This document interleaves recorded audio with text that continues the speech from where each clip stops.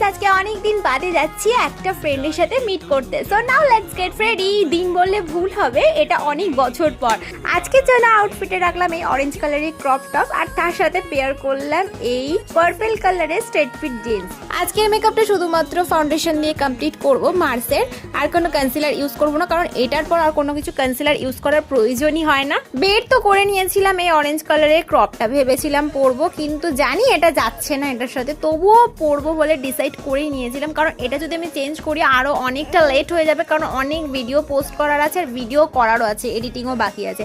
তাই আর বেশি লেট করিনি, আগে ঘুরে ঠুরে আসি, তারপরে সব কিছু করবো বলে ঠিক করেছি। আর হ্যাঁ, তোমাদেরকে একটা খুশির খবর দেওয়ার আছে আমার চ্যানেলের ভিডিও নিয়ে। মানে আমার একটা অনেক দিনের ইচ্ছে পূরণ হয়েছে, সেটা কিছুদিন বাদে রিভিল করব।